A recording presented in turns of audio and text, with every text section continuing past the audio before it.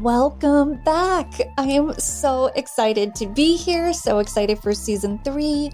So glad you're listening. Thank you so much. I'm Rebecca Sebastian, by the way. I am the host of this podcast. And for any new listeners, this is a weekly interview format podcast where I speak with true crime creators, criminal justice experts about their work in the field, in the courtroom, in the genre, wherever they might find themselves. And together we explore the really compelling, but sometimes challenging themes often found at the heart of true crime stories. This season, we will be doing more of that with some amazing guests that I cannot wait to introduce you to, but we're also shaking it up a bit over here. For anyone who missed the memo, I have added a couple new facets to the show.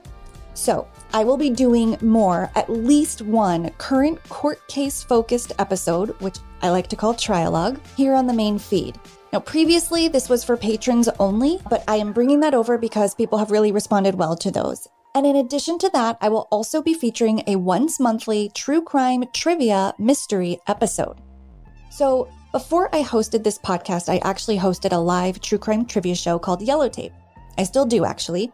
Live shows are coming back. I did it virtually all for 2020. I've done it at CrimeCon and True Crime Podcast Festival. And I've always looked for ways to incorporate it into this podcast. And I think I finally figured out how to do it. The first episode of that will drop next month. I will need more contestants, probably in a month or so, to record. So be on the lookout for signups if you want to play true crime mystery trivia on the podcast. I will be making that information available in the coming weeks. And I mentioned earlier that Trialogue was previously on Patreon. So speaking of Patreon, I don't know how else to, segue back over there. I'd love for you to join. When you become a Patreon of Dialogue, you become a diehard and you get early ad-free episodes, you get shout-outs, you get swag, and more importantly, you get an exclusive Trialogue episode, one that won't be on the main feed, that's just for you, and starting next month, a diehard exclusive crime and culture newsletter. I've already started writing and designing it. It's going to be beautiful and I hope really interesting, and an expansion of what we talk about on the podcast. So you get all of that for $5 a month. So if you enjoy the show, I would be so grateful for the support. And if you don't want to become a patron, that is totally cool. Keep listening. I love you for listening. But then I will ask, if you haven't already, please consider leaving the show a 5-star rating and a written review. You can go right over to Apple. Takes 2 minutes. It truly helps other people find the show. I think every podcaster says that. It's sort of this robotic line we all use, but it's actually true. And when great listeners like you leave those reviews, it lends credibility to the show. So thank you in advance to everyone who's left one and to anyone who's going to consider leaving one today, right now. You could just pause this, come back. I'll still be here whenever you do. Thank you so much. Now, back to season 3. Okay. Anyone who's listened for any period of time knows I love a theme, right? And when I can, I like to curate my interviews around a theme. Well, it's shaped up to look like we're exploring cults for this first theme. So weird, I know. How did that happen? Here's the thing. We're not going to do this traditionally. We're not even going to do it the way we did it last time, which was with experts and people who are in cults. We're going to talk about the cult of personality and how that can lead to crime. We're going to talk about some scams because the leaders were almost cult-like figures. We're going to talk about modern cults I am almost positive you've never heard of. We're going to talk about the language of fanaticism. Okay, so this is cult adjacent. That's kind of how I'm referring to this whole series as cult adjacent. I think it's going to be so interesting, new, and honestly, so relevant to the times. And to kick this off, my first interview is with 2 documentary directors who just came out with a 4-part series called LuluRich on Amazon Prime Video. LulaRow. LulaRow. What in the hell? LulaRow, what is that? We are creating confidence and security. I had achieved the dream. I was selling magic leggings. This is a huge opportunity in America. Women were selling breast milk so they could afford startup costs. It had just become a circus. Mark starts spouting off passages from the Book of Mormon. A mass delusion. Oh my God, I'm in a cult. Did any of them have a clue how to run a company of this size? No. What is the real story of LulaRow? We want to see women succeed. That's where the business started. There's magic in the air, but most people have not sold anything. There became a push to put off a successful image. Deanne said, I got the weight loss surgery. I can hook you up. What the They wanted them to drink the Kool-Aid. Let's just shower people with events. In 14 months, we experienced $2 billion worth of growth. They're using cheap language of feminism. We were empowered, and then the husband was supposed to take over. What inspired the empowerment of women for you? Can I jump in there and then you can talk? Yeah. 85% of the 6th floor was their family. We show up every day and say what problems need to be solved. The whole house smelled like dead fart leggings. Little did I know this was gonna end up looking like a penis. It's the definition of a pyramid scheme. How many lawsuits have been filed? It's dozens. The question is, what did you want out of it? You get to be the boss. I'm gonna lose my house.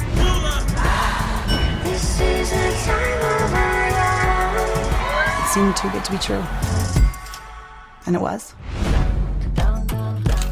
I did turn down the cruise. I love white people to death, just being on a boat in the middle of nowhere. I'll see y'all when y'all get back. So am I saying LulaRow is a cult? I don't know. I'm not saying it's a cult, or at least cultish. I will say this. My conversation with directors Jenner Furst and Julia Willoughby Nason was amazing. Okay, we discussed the rise, the fall, and the scam, essentially at the center of the story, but we also talk about entirely new ways of looking at true crime. And so we really have a lot to unpack here. Also, just a note, Jenner and Julia, they are not new to the documentary world. Previous works include The Pharmacist on Netflix, Rest in Power, the Trayvon Martin Story, and Time, the Kalief Browder Story, and FYRE Fraud, the story about Billy McFarland. So really talented directors who love telling stories and that love getting that direct access. And we talk all about that and how they got to sit down with the actual founders of LulaRow for this story. Okay, I know you're gonna love this conversation, and I think you're gonna love the 4-part series. It is out now on Amazon Prime Video. You guys, I am so happy to be back. Please follow me on Instagram if you don't already. I am going to be doing some post-episode IG lives so we can dissect, see what I did there? The episodes together, okay? This was a long intro. That's because it's been a minute. I am so happy to be back. Thank you for listening. Please enjoy my conversation with Julia Willoughby Nason and Jenner Furst. Jenner and Julia, thank you for killing the small talk with me. Okay, Jenner and Julia, welcome to Dialogue Podcast. Very nice to have you and meet you both. Thank you so much. We're happy to be here. Yeah, thanks for having us. So we're here to talk about LulaRich, but before we get into that, you guys collaborated and directed FYRE Fraud, which was a huge true crime topic for a while and still is. People are still following Billy and what he's doing. Can we just maybe start there, how you guys came to work together, and then specifically on that project? Sure. We've been running a company since 2011, and Julie and I have been collaborating closely since before then on independent projects, commercial projects, documentaries, and in 2011, we started the Cinemart and have sought to make premium work and entertainment. And we've been very blessed with an abundance of good stories. And funny you mentioned Billy, because I think we're in the midst of trying to carve out a new genre. There is true crime, there is true con, and I think we're working on true comedy. And I think that, both FYRE Fraud and LuluRich are perfect examples of the comedic qualities of a con. Oh my gosh, I love this so much. And I always say I like white collar crime, which is kind of how I consider it because it's got fraud and there's, shady business dealings. It's like a palate cleanser. Every now and then we need a break from somebody dying. So I'm always relieved to have there's a little more pleasure you can take in a show where, I understand people lost money and, their lives really did have serious consequences. But, 4 episodes of leggings and patterns getting uglier and uglier, there is comedy there. So I'm glad you touched on it, and I'm glad you're naming that now. That's super fun that there's a new genre. Okay, so FYRE Fraud, Billy's still in prison. Do you keep in touch with him? Just curious. No. No, that was an interesting distinguishing feature of your doc, because you guys got to talk to Billy, which I think was, it's always good to go to the source, right? And you do that again in LulaRich. We meet the founders, Deanne and Mark. Deanne Brady and Mark, how would you say his last name? Stidham? Stidham. Okay. So how did you get access to them, and why do you think they were so willing to talk about their company, LulaRow? I think we play it straight with all of our subjects, whether it's in FYRE Fraud or the Pharmacist and the sources we got for that series, and LulaRich. It's I think a human instinct to want to tell your own story. Mm-hmm. And the way that we approach subjects is to say, we're making this film. You can be involved in it or you cannot be involved in it, but you're going to be in it. And either you'll get to tell your story or someone else is going to tell your story. And I think for Mark and Deanne, they still have a lot to lose. They're operating the company as we speak. And I think that the invitation, the opportunity, the allure of being able to control the narrative somehow and tell their side and somehow come out on top is a driving force for a lot of people like them. And we, like we said, just play it right down the middle. We say our objective is to tell the truth. We're going to give you a chance to tell your side of the story, and we'll listen. And we always make good on that offer. And we sit down for hours and hours and hours. We ask people about their childhoods. We try to give people an opportunity to educate us. We don't assume to know everything about something. Why would we make a film if we knew everything about it? Right. Right. And you do that. You gave us a window into the beginning story, which really, I felt as a viewer, makes you want to root for them. I mean, I think we like to hear the American dream entrepreneurial success stories. So to see also the parallel of it turning that dream into a nightmare for many of their employees and consultants was what made it so compelling. So how did you find them as subjects? Did you feel you were getting the full story? Did you feel their answers were direct? Yeah, I think their answers were very direct. I think that that's their strategy, is to just talk directly to the question. And, they have a dynamic between the two of them, as you can see, which is, Deanne is like, when you do ask her a question in terms of the directness, it's a directness in terms of her dream and her world. She really picks you up, sweeps you off your feet with her voice, with her looks, with her body language, and her, all the coloring and aesthetics around her, and just kind of like puts you into like a Wizard of Oz, like in going down the rabbit hole with her. And that's her form of being direct, I think, very direct in terms of bringing her world. And for Mark, he's a little bit more, goes into a logistics nuts and bolts of a answer, but also has a way of having the answer have a lot of questions in it as well. Yeah, I think direct is in the eyes of the beholder, because for them, it is direct. It's directly their talking points about the question. And for the viewer, it may seem very indirect, as in, I don't believe I got an answer to my question of whether or not you knew X, Y, and Z and what was your motive behind X, Y, and Z. But I think that's what, as Julia said, makes them so successful, is they stay on message. And I think that's what the viewer can see, their talent and their gift for gab. Yeah, and I think that's who they are, like in terms of like asking these hardball questions, especially in their deposition that I noticed were asked, and the responses to that. A lot of company structures, like especially Deanne, like she was the vision, right? She was the dream. That's pretty much the hugest part of her, that she really doesn't have any culpable responsibility in a company to know certain things about the numbers or certain things about the bonus structure, because for her, other people did that job in her company. Her demeanor, I mean, she was like a different person on set in your series and in the deposition. I mean, the deposition footage is like, slurping on the Starbucks, clearly wanted to be anywhere but there. and very nonchalant and like, this is no big deal to her. And I don't know, it was just, I'd be a little more formal or nervous or something. She just seemed very unbothered and like, let's get this over with. In contrast to what you're describing, where she creates this whole world and draws you in, which must be how this all got started and how so many, mostly women, some men, got kind of drawn into the opportunity. So maybe we could talk about that a little bit. So this is a multi-level marketing company.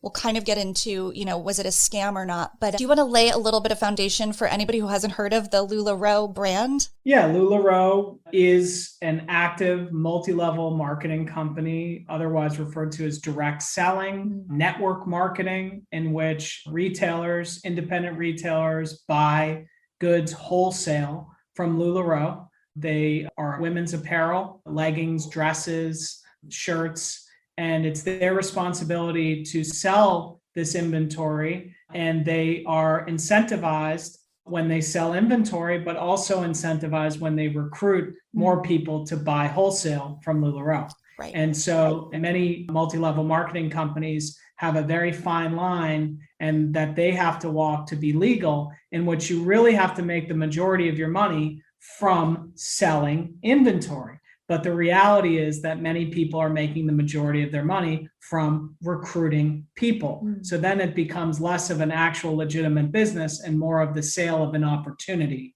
which we define in our legal system with some other caveats as a pyramid scheme.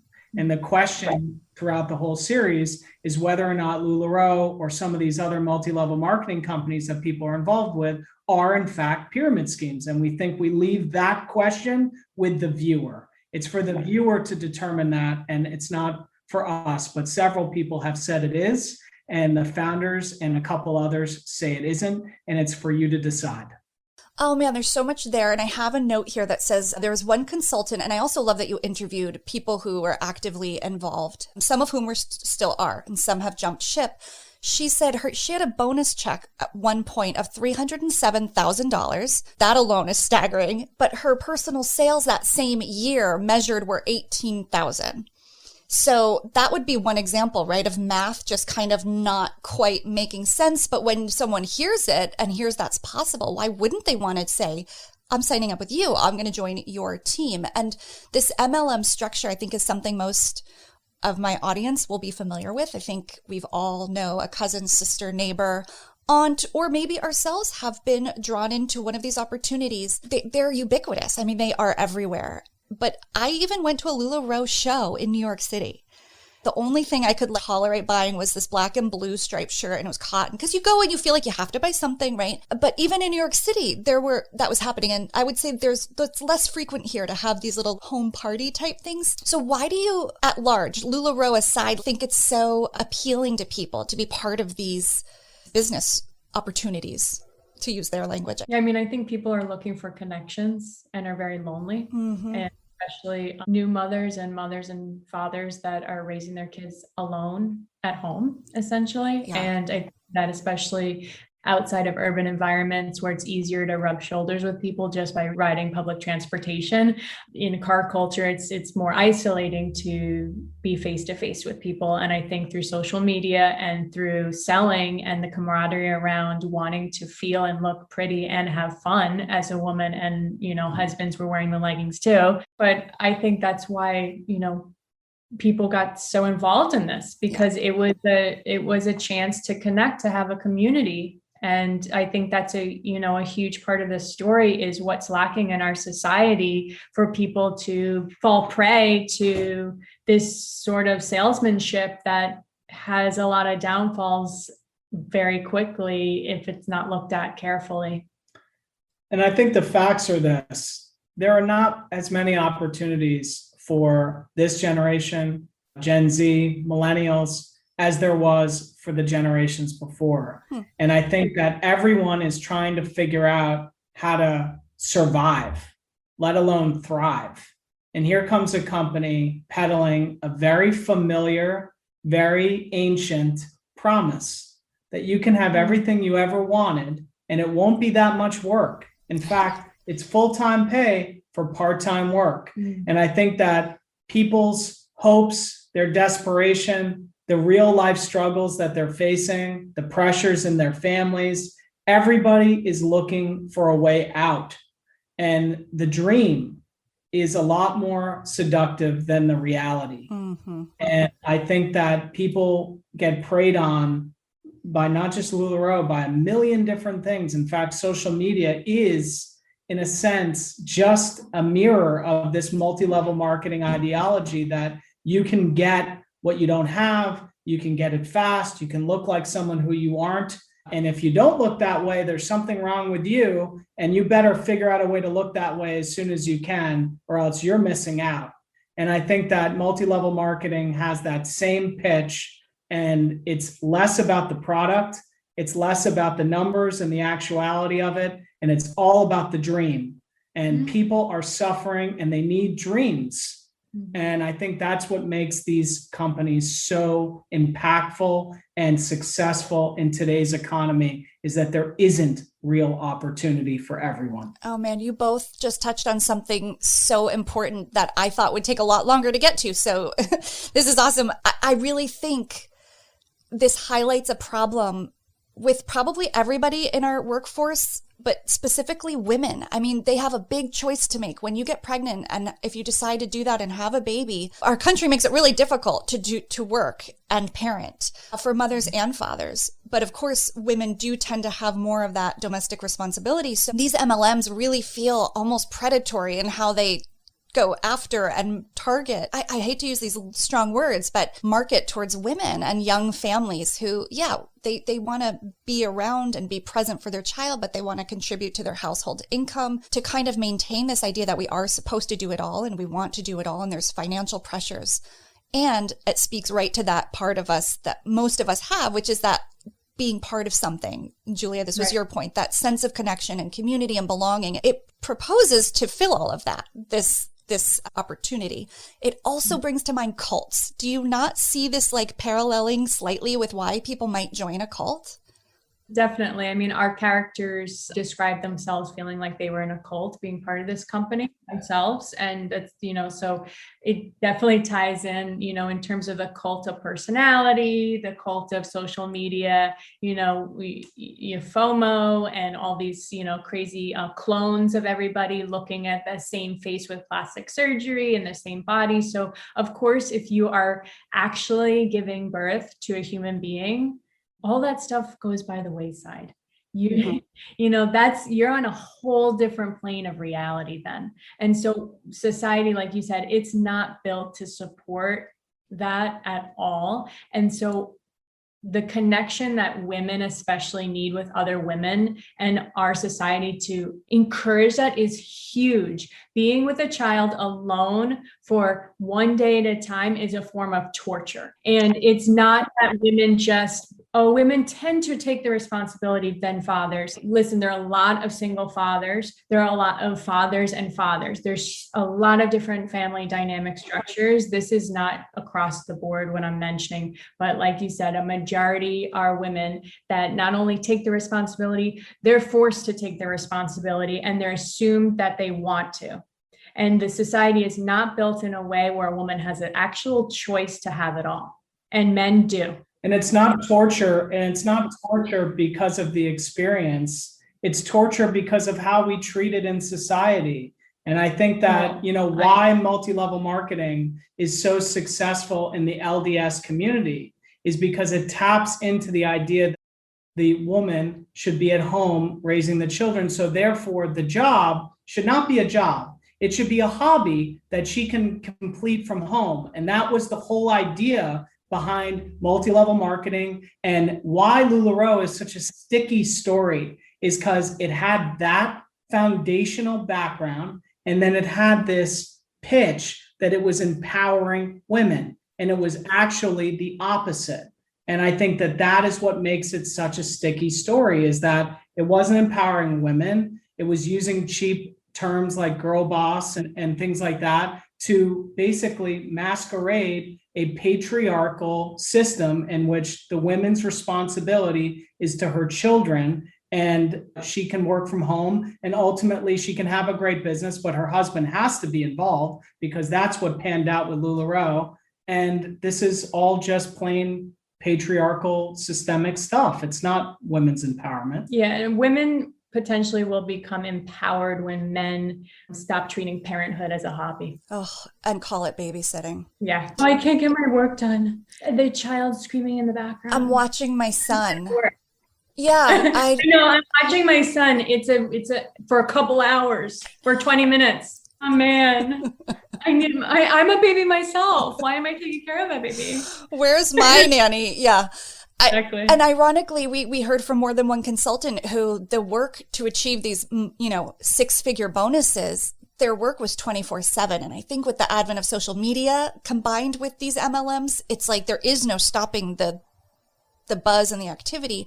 So they were outsourcing everything in their life, like making meals. And again, that's fine if you're a busy working parent and you need help and support. But it was ironic because they were there for the very opposite, to be more present and to kind of have both. They ended up only having one, really. So watching that was interesting. Yeah.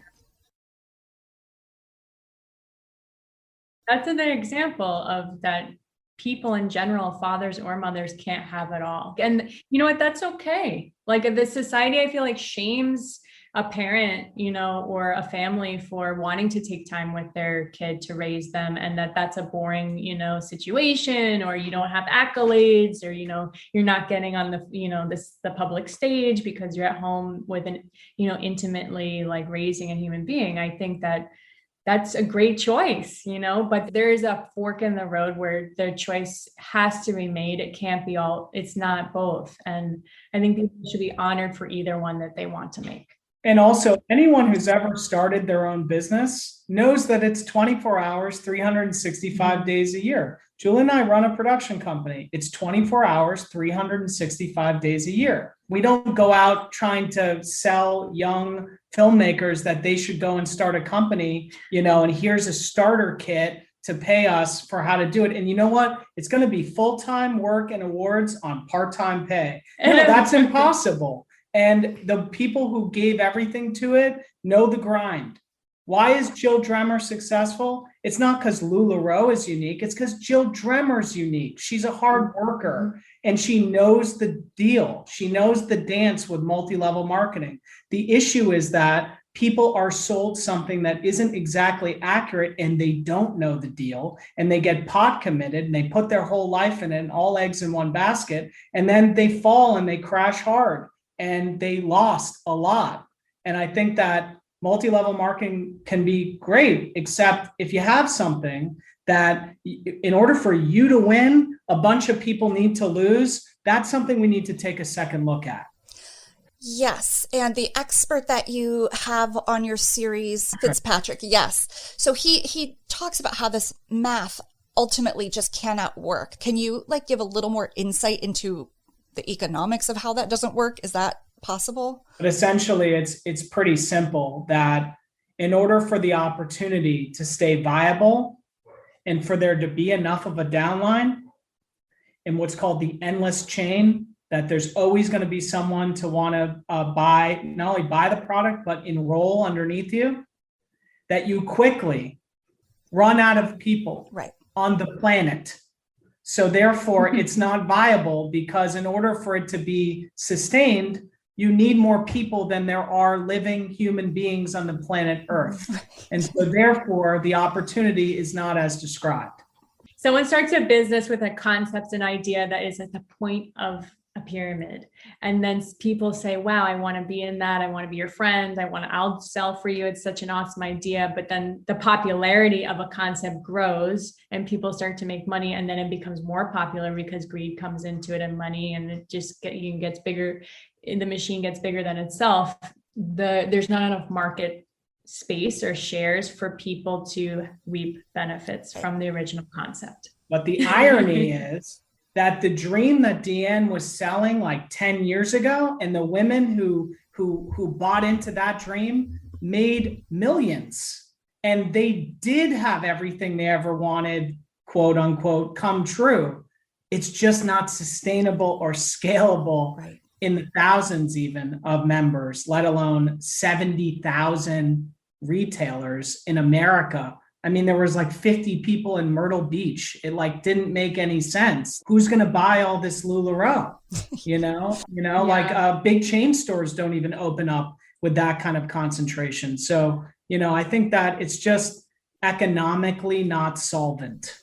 So do you think their biggest mistake, or maybe earliest mistake, was not acknowledging that sooner, Deanne and Mark? Or do you think they knew this and continued plowing ahead anyway? And I know that's hard to say and you're speculating, but what do you think? Yeah, I think it seemed like Mark and Deanne had histories in MLM before LulaRow. So they kind of understood the structure of direct selling themselves. And I think that with, making dresses or maxi skirts and leggings, they kind of started this business from, like they said, their garage, or like from the ground up, like literally.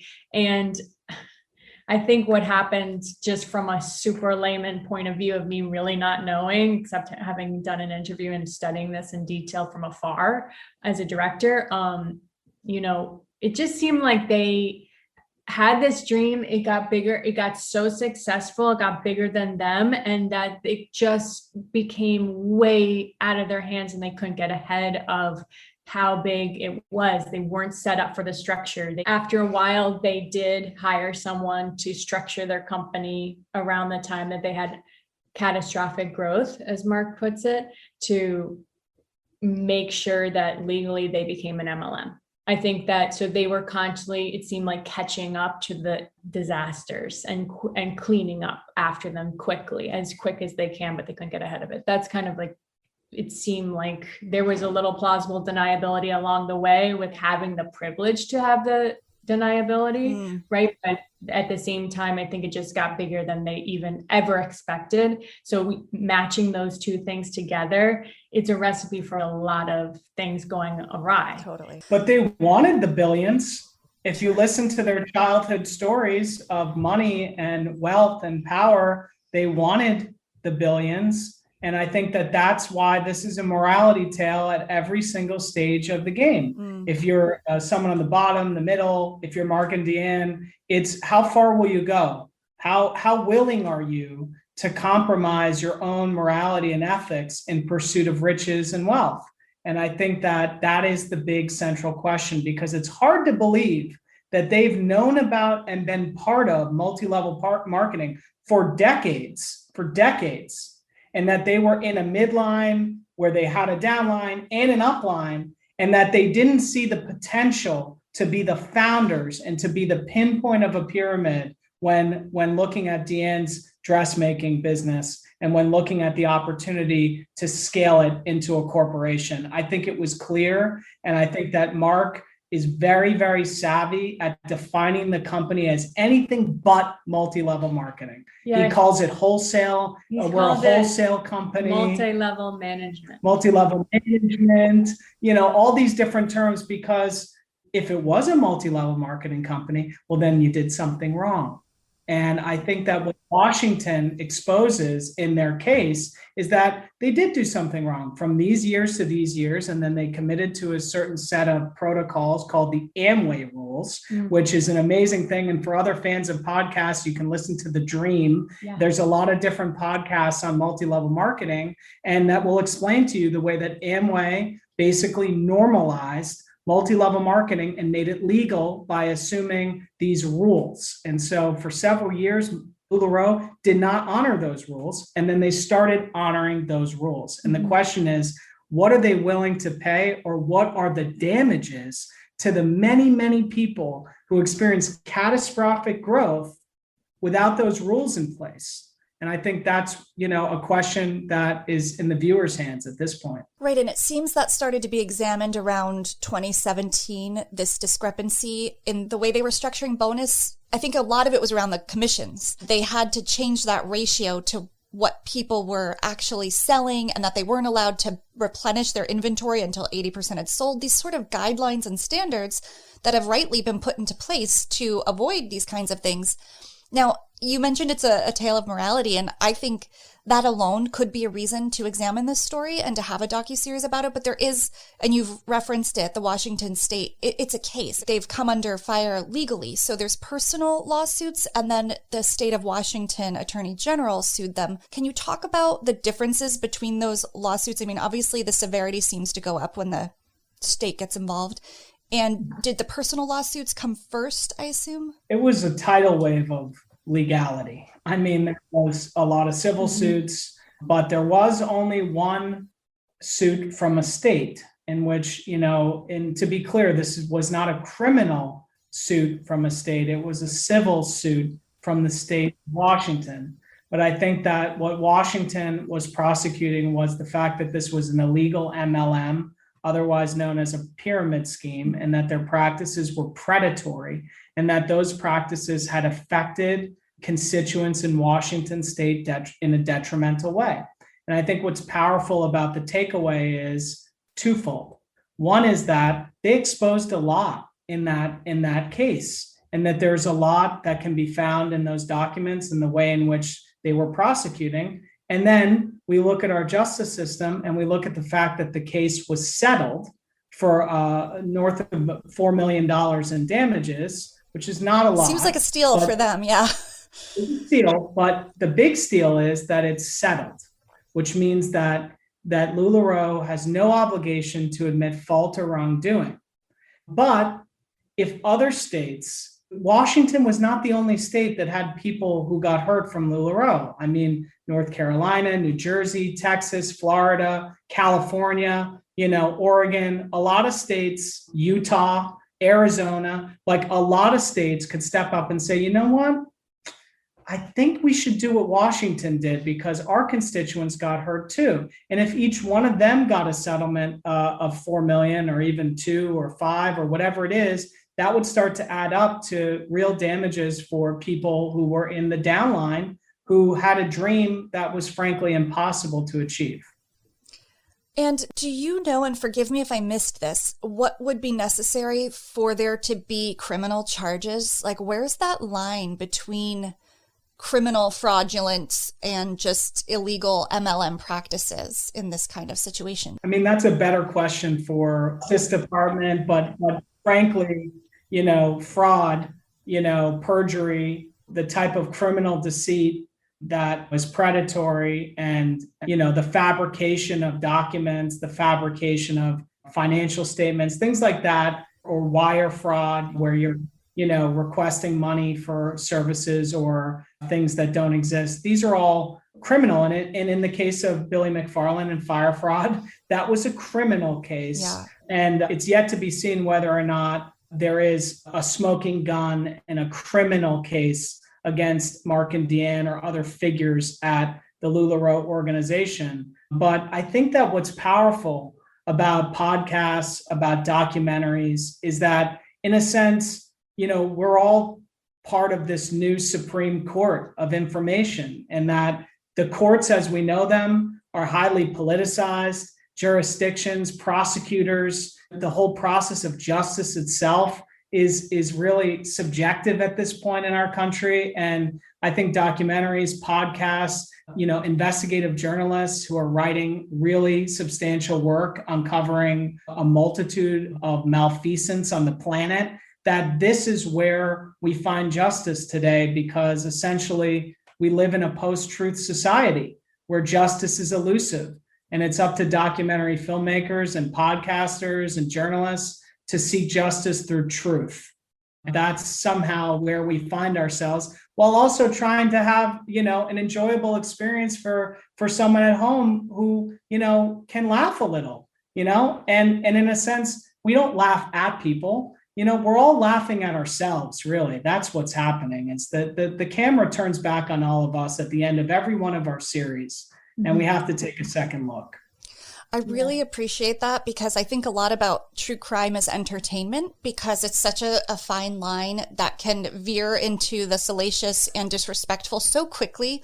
And I think it's maybe how it's been done previously, but Jenner, what you're speaking to is this kind of, I think, this really great new wave and this expanding idea of what true crime is, and these investigative journalists, podcasting, documentaries. What we're seeing with murder cases traditionally is, we no longer victim blame. Like, that is never okay. But at one point, there was a little bit of judgment around certain victims and their behaviors or actions that may or may not have contributed to them getting there. And then with cults, same thing. Now we understand that we're not supposed to blame or shame survivors of cults. And I would extend that to people who got sucked into something like LulaRow. It's easy to laugh, but I think you're right. I think we're laughing. It's a coping mechanism for sure. And then also, I see the relatability of it. I really easily, when I watched the NXIVM documentary, for example, at a certain time of my life, I for sure would have said yes. I for sure would have gone to someone's info session. And same with these opportunities. I was a very young mom. I had my first kid at age 20. Like, I was looking for something to figure out all of that. It was, a very traumatic, lonely time. So I think when you keep that lens, like, we can absolutely enjoy a story. A good story is entertaining. It doesn't mean there's a laughing at anybody for anyone's. And I think nowadays good stories are thought-provoking because the rest of it is just, as you said, just noise, and we don't really make true crime. We don't have anything against people who make pure true crime because, a murder is not enough for us. We've dealt with survivors of murder and their families, and that trauma is intergenerational. It doesn't go away. We've worked with several families who have had their loved ones murdered, and we don't take murder lightly. And even with the true crime that we expose in The Pharmacist, it's about a bigger story. It's about how one person turned their adversity into a heroic expose of the opioid epidemic before anyone was even talking about the opioid epidemic. Yes. And he did it as a pharmacist who didn't even know his son was addicted to drugs. And that is the paradox. He peddles drugs for a living, but didn't know his son was addicted. It's stories like that.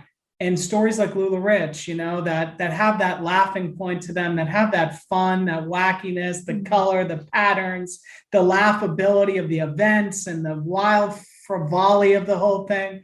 But there's something underneath it. It sticks to you. And every one of the stories that we make is, like you said, is part of a new wave of premium entertainment, which is trying to strike that balance between an enjoyable story and something of impact that you will never forget. Yeah, I think the relatability and to identify with people, there's nothing richer in life than that. I agree. I had the honor of a brief interview with Deanne from The Pharmacist for CrimeCon, and I was so profoundly affected by meeting him. And I had the author, Charlotte Bismuth, who wrote Bad Medicine, who works closely with him on the podcast as well. And to me, those are all true crime under the true crime umbrella. It's interesting just to hear you talk about the genre and kind of dissect it a little bit. That's endlessly interesting to me, and just what you do and don't consider true crime. I guess I really have expanded it for my own personal definition, that rarely the stories I get most excited about are the ones where someone dies. In fact, I'm almost like, no pun intended, at a moratorium on those. Like, I think I just needed a break. Being human is so fraught with emotion and betrayal and trauma. To me, those are just the makings of a great story generally. So I don't know. The story of people feels almost always like it's somewhat a little bit true crime. Yeah. And also what you're saying is you needed a break from having the end, like basically going to see the Titanic where the end, where you see the movie. Needing a break from that, I think makes sense. And I just think that having, that redemption story, as well as people that can rise above all those human things within a crime and see that a crime is, it's fascinating, it's interesting, it's so relatable, like it's the vulnerability and the rawness on the table. And then also see how people process through their pain and get through that in all different types of creative ways. That resilience is so inspiring in the end to me, when you mention like that genre kind of going into just past and will be all of, and having someone's life unfortunately end as the crux of it. Yeah, you covered the Trayvon Martin story. I'm just going to mention that if you look at that story you could qualify that as true crime, but in a sense, it's like true human is what it is. It's like, what would you do if your son was murdered that way? And how would you act? And I think if you look at Tracy and Sabrina and what they went through, that is it takes a crime that is heinous and tragic, and it turns it around and it makes it inspirational, because that's what it truly was. Yeah. And that they walked with faith and courage, and that ultimately, what we saw unfold in 2020, it was like a chance to get it right with the trial, and it finally being a guilty verdict for someone, who wrongfully, killed another human being who was just Black. And that's all that was happening. And that happened with Trayvon Martin, and the result wasn't the same. And I think that even still, Tracy and Sabrina held their heads with dignity. And I think we've been blessed to work with, to partner with, and to walk beside so many different families. And, and yet at the same time, have this other part of our portfolio that is about using these, as you put it, white collar crimes that are, and in many cases are laughable, to show you the other humans that are involved in that have families and that have dreams and that have hopes, and that it didn't go the way they had hoped, but they are prevailing. Like if you look at Roberta, she sought community and connection with LulaRow. She didn't just seek wealth and security for her children. She sought community and connection. And in the end, despite her career at LulaRow being a bust, she found her purpose. Right. And she's now a big activist speaking out against multi-level marketing. And it's that type of story that we feel is really the type of story that sticks to you, just like Tracy and Sabrina or Dan Schneider. There's always that kind of story. Yeah.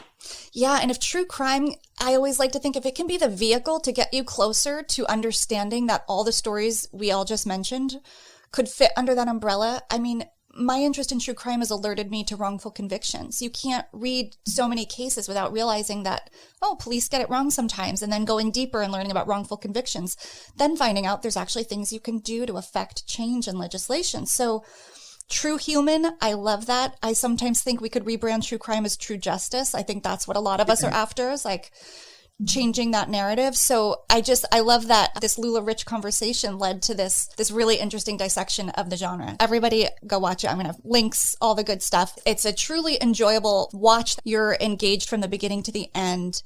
And it really does bring up some of these bigger, larger societal, cultural, gender issues that are so important. I think people are going to love it. Thank you both for sharing your work. And if it's okay, before you go, I'd like to ask each of you a closing question, a brand new one voted on by our very own listeners. Last meal, if it was your last night on Earth, not for any particular morbid reason, what would you eat? First of all, I don't discriminate against food. It's like movies. I would say today, a full thali platter of Indian food with 10 different varieties and fresh naan and some rice pudding afterwards. I would probably have some sort of mozzarella or burrata on toast with sliced figs and honey. Delicious. Both are so good. I'm glad I had lunch before we talked. This was just so educational and so much fun. I will direct everybody to watch LuluRich. It's a great, rich time. Thank you both for being on Dialogue. Thank you so much. Good to talk to you. Fun.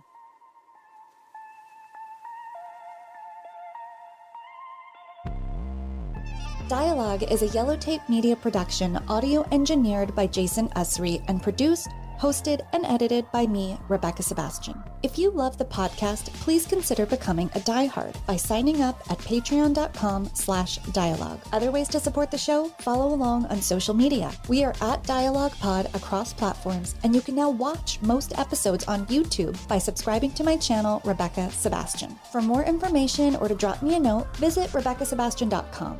Until next time, thank you for listening and killing the small talk.